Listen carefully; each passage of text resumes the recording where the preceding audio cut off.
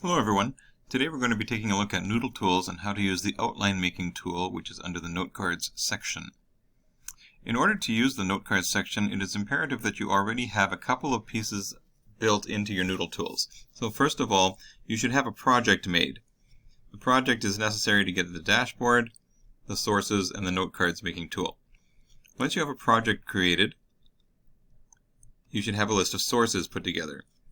So before you start making notes or an outline, it's imperative that you gather information. So one of the first things you should do is start to put together a bibliography of sources that you might consider using for your paper. Most of the time there's not much that we do on the dashboard, although in this case I find it useful to put in my thesis statement.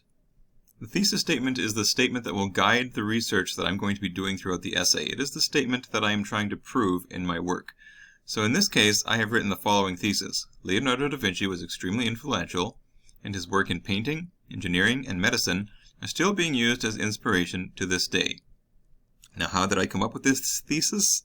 Well, I began by looking at my sources, the sources that I put into this list. So if I, for instance, go to this source from ProQuest, I can see at the beginning, as I did a quick skim here, he is considered one of the greatest intellects of mankind. In his notebooks, there are some 5,000 pages of sketches and comments that reveal his concern with anatomy, botany, mathematics, mechanical perspective drawings, studies of people and animal, plant studies, and landscapes. So we can see that he was very influential in a variety of fields, that he left behind a lot of information. I've also looked at this article from a Gale database. I just did a quick skim at the beginning.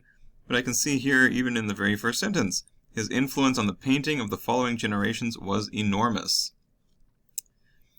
If I was to watch this video again, I've already seen it once, but if I was to watch it through again, this fellow is going to go on to talk about the codexes that Leonardo da Vinci left behind, which contain all of his mathematical drawings, his engineering drawings, his anatomical drawings. So he drew a variety of mechanical figures, a flying machine, a tank, a submarine, many things that were well ahead of their time. And he also drew some pictures of the human body based on cadavers that he had cut up. Those drawings, according to this video, were to go on to be highly influential. They were the source for anatomy for people studying medicine for hundreds of years, until the invention of tools that allowed us to look into the human body more detailed.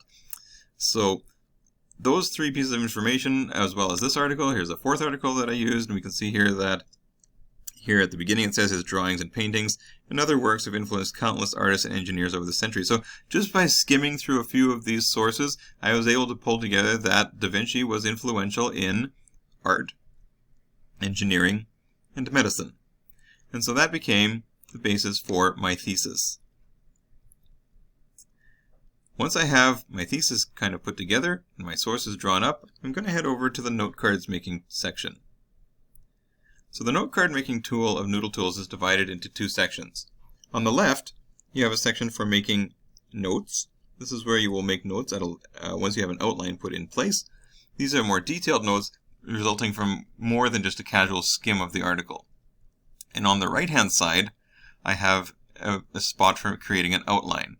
So you can see that it's created a topic and a subtopic for me. So in the topic zone, I'm going to place the thesis statement.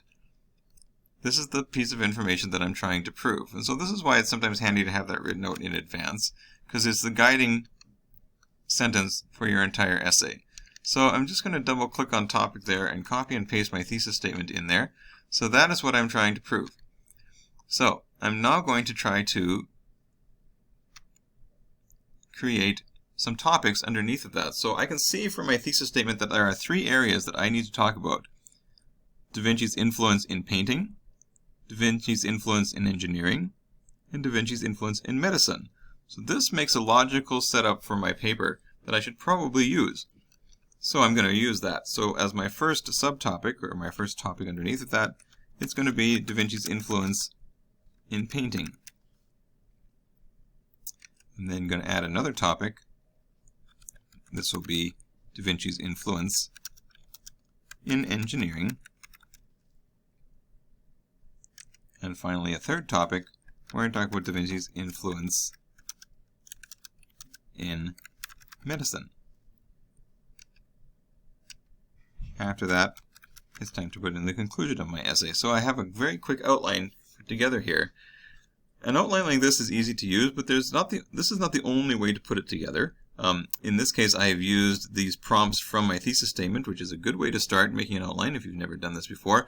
However, because this is also a biographical essay, I could have chosen to do a number of different things.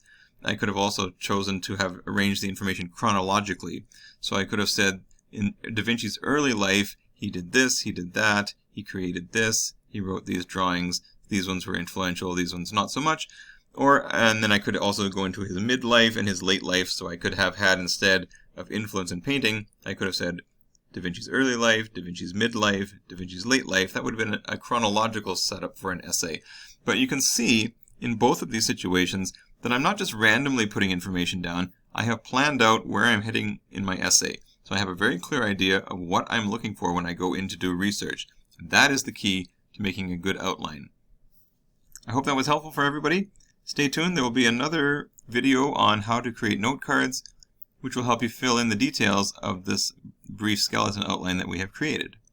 Thanks. Have a great day.